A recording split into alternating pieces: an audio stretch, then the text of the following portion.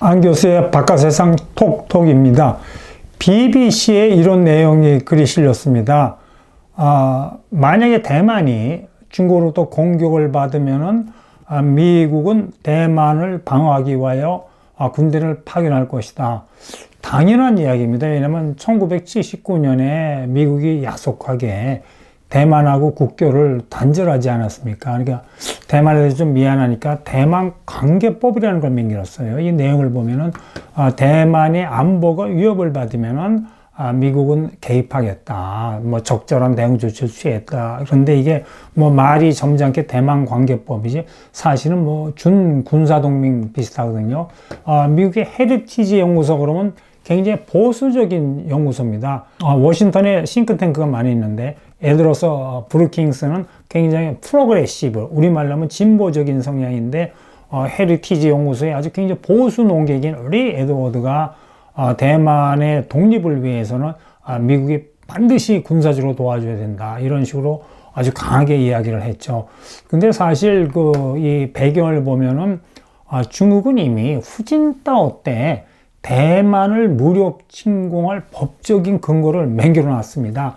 제10기 전국인민대표회에 의해서 반국가분열법이라는 걸 맹글었어요. 2005년 3월에. 근데 이 투표를 한 거 보면 2,896명이 찬성이고 반대 한 명도 없습니다. 역시 중국 공산당답게 일사불란하게 이제 반국가분열법을 맹글었는데 이 내용을 보면은 만약에 대만이 독립을 추구하면 그 당시 2005년 당시에도 대만이 민진당이었습니다. 합법적으로 중국은 무력을 사용할 수 있다는 자기 스스로의 법적 근거를 맹글어낸 겁니다. 근데 이제 지금 와서 시진핑 주석하고 대만의 상임위원 총통이 있는데 뭐 두 국가 지도자가 서로 열받고 있죠. 시진핑 주석은 만약에 대만이 독립을 선언하면 무력 개입하겠다고 뭐 대만 항공에 뭐 전투기 보내고 이 상륙작전 훈련하고 있고 난리인데 차이민 총리가 뭐라 그러냐면요. 우리가 왜 대만이 독립선언을 해요? 이미 우리는 독립국인데, 이게 베이징이 이제 더 열받는 거죠. 참고로 대만은 정당이 크게 양대 정당이 있는데, 국민당의 강령은 통일입니다. 왜냐면 국민당이 이제 장제스 때 본토에서 왔기 때문에 통일이 어떤 당의 강령이기 때문에 본토에 대해서 굉장히 온건한 정책을 쓰는데, 여태껏 쭉 오랫동안 국민당이 대만을 지배해 왔는데, 민진당은 당의 강령이 독립입니다. 독립. 완차이나 인정 못하겠다입니다. 그러니까 이 베이징에 대해서 강경한 정책을 쓰고 있죠. 그러니까 차이잉원 총통이 저러는 거는 어떤 지도자 개인의 어떤 리더십도 있지만 기본적으로 민진당 정부 자체가 독립을 추구하는 정치적인 세력입니다. 이런 분위기 때문에 대만의 분위기죠. 타이베이에서 데모하는 대만 사람들 모습 보십시오. 그래서 이게 피켓들은 가만히 보면 No more annexation. 그러니까 중국에 합병하는 건 싫다는 겁니다. 대만이. 저렇게 데모하는 사람들이 이제 어느 정도 될지 모르겠지만 제가 대만 사람들 심정을 이해할 만해요. 불과 한 7년 전, 10년 전만 해도 차이나 본토나 우리 타이완 똑같은 차이니스 피플이었는데 요새는 다르죠. 차이나 본토는 공산당이 지배하는 체제 아닙니까? 공산당이 지배하는 체제는 인권과 자유가 많이 제한을 받기 때문에 어떤 이 annexation, 본토하고 합병에 대해서 이렇게 대만 사람들이 여론이 좋지 않은 것 같습니다. 자, 그러면 이제 중국이 반국가분열법도 맹글었고 타이완이 저렇게 계속 민진당이 이렇게 막 독립을 추구하겠다 그러면 중국 인민해방군이 대만 해협을 건너서 대만을 무력 침공할 수 있겠죠. 그러면 당연히 아까 제가 말씀드린 것처럼 미국 대통령이 중국이 대만을 침략하면 방해하겠다니까 미 태평양 함대가 쫙 이제 출동하겠죠. 당연히 미국은 출동하는데 또 이 헤리티지에 이런 재밌는 글이 또 실렸어요. 만약에 이 대만 해협에서 이렇게 전쟁이 일어나면 중국이 대만을 공격하면은 미국 혼자 군사 개입은 하지 않을 것이다. 근데 이제 제가 썸네일에 제가 말씀드렸습니다. 6나라가 이제 대만을 도와주려고 이렇게 군사 배입을 할 거라고 말씀드렸는데, 이제 우선 미국 한 나라는 있죠. 그럼 나머지 5나라는 어느 나라일까요, 여러분? 바로 옆에 있는 일본이죠. 두 번째, 그래서 중국하고 사이 안 좋은 나라가 어느 나라죠? 옛날에 굉장히 경제적으로 밀착되어 있다가 막 완전히 틀어진 나라가 호주죠. 근데 똑같이 히말라야에서 중국과 영도 분쟁 때문에 또 엔타이 차이나로 돌아선 나라가 인도죠. 그 다음에 영국 있지 않습니까? 영국이 오랫동안 이렇게 이 태평양 인도양 지역에서 이렇게 발을 뺐거든요.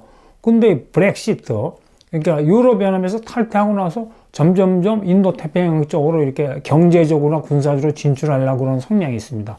그 다음에 또 놀랍게도 프랑스가 이 남태평양 지역에 연고지가 많아요. 이렇게 6나라가 인민해방군이 대망을 침공하면은 이렇게 도와주러 군대를 파견해서 도와주러 가는데, 우선 일본을 보면은 일본은 아주 공식적으로 나왔습니다. 중국이 만약 대만을 무력 침공하면 군사 개입하겠다. 그 일본의 그 타로 아서 부수상 겸 대장성 장관이 뭐 이런 말 했지 않습니까? 그 만약에 인민해방군이 대만을 침공하면은 대만이 무너지면 일본 영토인 오키나와가 무너지고, 오키나와가 무너지면 일본 열도 본토가 위협을 받기 때문에 이거는 가만히 있지 않겠다. 군사적으로 개입해야겠다는 이야기를 했는데, 실제로 발표된 일본의 국방 백서를 보면은 만약에 대만의 문제가 발생하면 집단 좌익권을 확대 해석해 갖고 미국과 연합작전으로 군사 개입하겠다는 겁니다. 일본이 이렇게 들고 나오면은 만만치가 않죠. 저 지도에서 보시면 대만 바로 옆에 난세이 군도가 있지 않습니까? 조그만 난세이 군도 바로 옆에 요나군인 섬이 있는데, 이 난세이 군도에 일본이 엄청난 레이더망 미사일 기지를 매겨놨거든요. 그리고 대만 해협에 인민해방을 넘으면 거기서 막바로 지대 항미사일을 막 쏠 수 있고, 여기서 이 일본의 전투기가 출격할 수 있고, 조금 저 밖에 나면 오키나와에 미군 기지가 있지 않습니까? 미군 기지에서 일본 해상자위대하고 미군하고 같이 대만을 도와주러 갈 수 있기 때문에 굉장히 파괴되고 이거 빨리 들어갈 수 있는 일본의 군사적인 개입이죠. 두 번째가 이제 호주죠. 호주의 요새 입장 그렇습니다. 호주가 참 수출의 40% 이상을 중국에 할 정도로 뭐 굉장히 무역 관계가 긴밀하고 그랬는데, 요새 호주의 입장은 뭐 경제적인 이익을 포기하더라도 중국하고 도저히 안 되겠다. 그래갖고 완전 엔타이 차이나 전선에 앞장서지 않습니까? 그래서 얼마 전에 오커스 미국, 호주, 영국 뭐 거의 안보 협력 체제를 맹기라고 이제 베이징이 열받고 난리 나는데, 미국이 이제 호주 너 그래? 아주 잘했어. 잘하고 그랬으니까 너 선물 하나 줄게. 그러면서 뭘 줬냐면 핵 잠수함 기술을 호주에 이전해 주겠다는 겁니다. 이건 대단한 겁니다. 이게 베이징에서 이제 위기의식을 느끼지 않을 수밖에 없는 게, 만약 호주가 핵잠수함을 가지면요, 지금 이제 펄스 해군기지에다 핵잠수함 기지를 맹기했는데, 거기서 호주 해군, 즉 호주 핵잠수함의 작전 반경이 대만 해협까지 그냥 오는 겁니다. 그러면 대만 해협에 파견될 수 있는 잠수함이 미국의 핵잠수함, 일본의 핵잠수함이 없죠. 일본의 잠수함, 호주의 핵잠수함이 막 들어오는 겁니다. 대만 해협, 중국 인근 바다로. 이건 뭐 베이징이 굉장히 위기의식을 느낄 정도죠. 그러니까 미국이 호주한테 우리가 핵잠수함 기술 줬으니까 너희도 뭐 하나 내놔니까, 호주가 그러면 이제 그 호주에 미군의 육상 군사기지나 뭐 공군기지, 해군기지는 좀 마음껏 쓰십시오. 그래갖고 호주 북쪽의 다윈에 미 해병대가 2,500명이 주둔하고 있는데, 여기에 병력이 많이 늘어날 것 같아요. 지금 미국이 이제 원점에서 전 세계에 흩어져 있는 미군을 재배치하는데, 지금 오스틴 국방장관이 이렇게 잠정적으로 발표한 거에 보면 중동에서 유럽에서 미군을 줄이고 한 10여만 명의 유유 병력이 있는데, 여기를 이제 중국하고의 엔타이 차이나 아젠다에 집어넣기 위해서 동아시아로 빼려고 그러는데, 미국이 굉장히 부담스러운 거는 중국의 등폭 미사일입니다. 진짜 중국의 등폭 미사일은 사정거리가 뭐 4,000km가 굉장히 위협적이기 때문에, 이거를 섣불리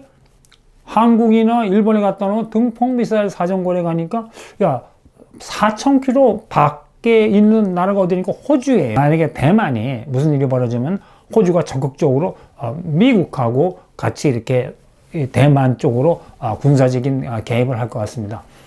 그 다음에 이제 유나이티드 킹덤, 영국인데, 영국 국방부는 공식적으로 차이나를 컴페티터, 경쟁자라고 못 박았습니다. 근데 여러분, 외교 문서에서는 절대로 애니미, 애드버서리, 뭐 적대자라는 표현을 가능한 안 써요. 왜냐면 차이나를 그렇게 좀 난폭하게 표현할 수 없잖아요. 그러니까 점잖게 경쟁자, 컴페티터라고 표현하는데 이게 우리 그냥 평상시 말로 하면 가상 적국입니다. 그런 식으로 이제 영국도 차이나를 프렌드가 아니고 어떤 적대국으로 이제 간주하고, 그다음에 영국이 또 자랑하는 최신의 항공모함이 하나 있습니다. 퀸 엘리자베스인데 이거 아주 자기들 거 안에는 미국 항공모함보다 낫다고 자랑하는데 이걸 진수하자마자 뭐 대서양이나 그쪽 왔다 갔다 지중해에 왔다 갔다 하는 게 아니고 인도양, 동아시아로 보내고 저 신문 기사에 났듯이 뭐 부산까지도 올 수 있다는 식으로 자기 최신의 항모 전단이죠.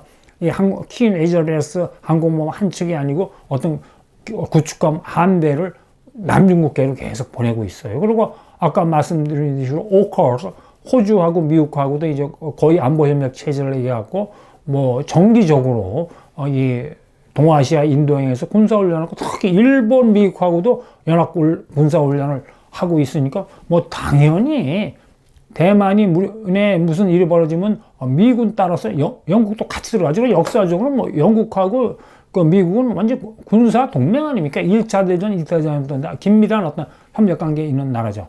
그 다음에 이제 재밌는 건 의외로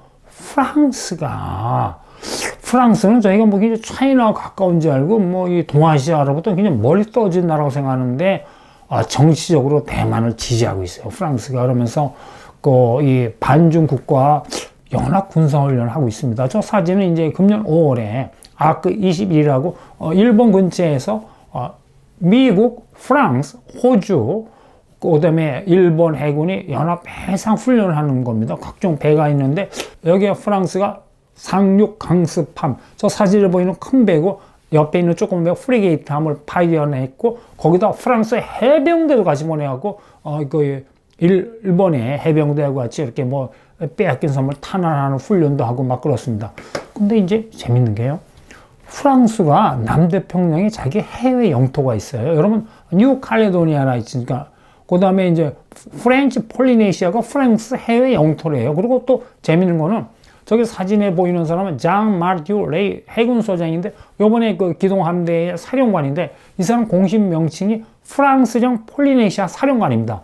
그리고 이 영토에 한 160만 명의 프랑스 사람이 살고 있는데 이거를 관장하고 이 해외 영토를 방위하기 위해서 2개의 어떤 그 군사령부가 있고 여기 수천 명의 프랑스 육군 해군이 있고 함정도 있고 그런답니다. 그러면서 이제 프랑스 이야기는 프랑스는 유럽 국가 아니고 인도 태평양에도 관심이 많다. 그러면서 2014년 이후에 1년에 2번씩 남중국해 강력한 프랑스 해군을 파견해갖고 이렇게 막 훈련을 시키고 있어요. 그다음에 이제 대만한테도 옛날에 이제 프랑스 미라지 전투기 팔고 프리게이트 군함 팔았는데 이것도 최근에 이걸 어떤 장비를 업그레이드 시켰다는 개선 작업을 하면서 뭐 대만업에 문제 있으면 자기도 달려오겠다고 그러고 있습니다. 자, 그럼 이렇게 보시면 미국 빼고 미국, 일본, 영국, 호주, 프랑스죠. 그 다음에 이제 인디아입니다. 인디아가 이제 전통적으로 중국하고 사이가 좋았죠. 저 시진핑 주석하고 모디 수석하고 참 다정하게 사이가 좋았고 막 저랬는데 히말라야에서 국경 충돌 때문에 완전히 인도가 꼭지가 돌았어요. 그래갖고 친중에서 완전 엔타이로 돌아서 거기다 쿼드로 가입하지 않았습니까? 근데 이제 인도가 무서운 게 제가 생각에 인도는 뭐 해군이나 육군을 대만해으로 파견 안 하고 만약에 차이나가 대만을 무력 침공하면 인도는 차이나의 그 에너지 생명선인 석유 공급을 차단할 수 있어요. 저 사진 이렇게 보시면 중국이 필요한 에너지의 3분의 1을 이렇게 해외에서 수입하는데 제일 큰 수입원이 페르시아만 아닙니까? 중국도 이제 이 말라카 해협을 이제 미군이 장악하고 있고 남중국해는 이제 미국하고 이렇게 막 분쟁 관계이기 때문에 에너지 그 수입의 안정성을 확보하기 위해서 미얀마에서 이렇게 중국으로 송유관을 이렇게 만들었고 이거 완성했습니다. 그다음에 그 파키스탄의 과다르항에서 중국으로 가는 이렇게 송유관을 이제 건설 작업을 하려고 그러는데 만약 유사시에 인도가 마음을 먹으면 저 페르시아만에서 파키스탄 이렇게 가는 쪽으로 콱 인도 해군이 막아버리면 중국 유조선이 못 움직이잖아요. 그러면 중국의 에너지 공급이 차단되는 거예요. 자, 그럼 인도 해군이 그럴 능력이 있느냐? 능력이 있습니다. 여러분 놀라웠게도 인도가 지금 현역 항공모함을 2척을 갖고 있어요. 2척이요. 근데 이제 중국 쪽에 랴오링 항공모함이나 산둥함은 하나는 러시아제 짝퉁이고 하나는 메이드 인 차이나인데 저 이 인도가 갖고 있는 항공모함은 정식으로 러시아가 만들어준 거고 그 이 성능이나 이런 것도 그 뭐 이 서양 함재기를 실어갖고 이게 무시 못하고 더 재밌는 거는 지금 뭐 중국 항공모함 2척은 이렇게 만들어 놓고 뭐 왔다 갔다 깡통처럼 뭐 중국 앞바다에서 뭐 왔다 갔다 폼 잡고 있는데 근데 인도는 이미 1961년에 항공모함을 가졌고 1971년 방글라데시 전쟁 때 항공모함에서 함재기를 띄워서 파키스탄을 공습해본 전투 경험이 있는데 이 인도의 항공모함 전단이 딱 페르시아만 앞바다 호르무즈 앞에 딱 있으면 충분히 중국의 에너지 공급 라인을 차단할 수가 있죠. 그러니까 인도의 군사적인 역할이 큰 겁니다. 그 다음에 이제 마지막으로 이제 뭐 EU 27개국인데 뭐 독일, 화람, 노르웨이도 남중국 에어로플한테 군대를 파견했는데 유럽 의회 있지 않습니까? 유럽 의회가 굉장히 중국에 대해서 등을 돌리고 대만에 대해서 우호적이에요.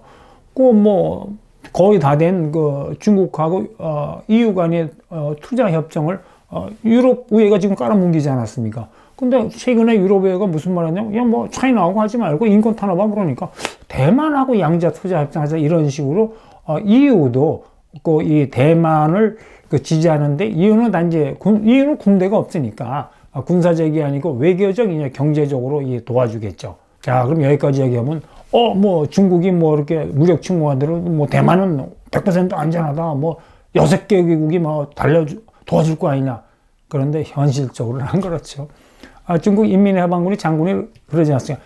딱 3일만이면 대만 먹어버리겠다 그러지 않습니까? 그러니까 중국이 쫙 병력을 모였다 그냥 기습 공격해갖고 우리 6.25 때 3일 만에 그 북한군의 기습 공격에서 수도 서울을 함락당하지 않습니까? 3일 만에 후닥닥 대만 먹어버리면 어디 호주에서 영국에서 인도에서 뭐 이렇게 항공모함이 그 군대가 올 시간이 어디 있습니까? 그럼 말짱 꽝이죠, 꽝. 빨리 중국이 대만을 3일 만에 먹어버리면. 근데 이제 문제는 이 나라들이 다 민주국가이기 때문에 군대를 해외에 파견하려고는 뭐 국내 절차가 있을 거예요. 뭐 의회에 뭐 이렇게 승인을 얻어야든지 그럼 꾸작꾸작 되면 그 사이에 차이나는 뭐 대만 딱 점령해버리고 지금 남중국해에 파라셀 군도 이런데 그 점령하고 해양 군사시설 맹고 딱 이렇게 그냥 뭐 이렇게 죽추는 식으로 버티면 되는 거 아닙니까? 두 번째, 영국하고 프랑스가 저렇게 뭐 엔타이 차이나로 돌아서고 대만은 지지하겠다고 그랬는데 막상 대만하고 차이나 사이에 전쟁이 일어나면 그렇게 적극적으로 차이나를 버리고 대만을 지원할까? 왜냐면 영국하고 프랑스 입장에서는 경제협력 파트너로서 어떤 시장으로서 차이나가 중요하거든요. 두 가지 문제가 있죠. 그래도 특히 EU가 27개국인데 또 이 중에는 이탈리 같이 친중 성향의 국가들도 많이요. 그러면 27개국이 일치 단계를 갖고 외교적으로 이렇게 뭐 대만을 지지할까 하는 두 가지 이제 그 궁금한 점, 퀘스천이 있지 않습니까? 여기에 대해서 제가 답변을 드리면 첫 번째 이제 궁금한 점에 대해서 제가 답변을 드리면 얼마나 빨리 달려올까, 그죠? 국내 절차 때문에 늦으면 안 되잖아요. 3일 후에 달려면 말짱인데 여기에 대한 답은요. 중국이 얼마나 빨리 대만을 기습 점령할 수 있냐. 3일 만엔 절대 기습 점령 못합니다. 그 인민해방군 장군, 그 전쟁 한 번도 안 하고 진짜 이미 전쟁에 대해서 모르는데 자 보십시오. 대만이 정규군이 20만이거든요.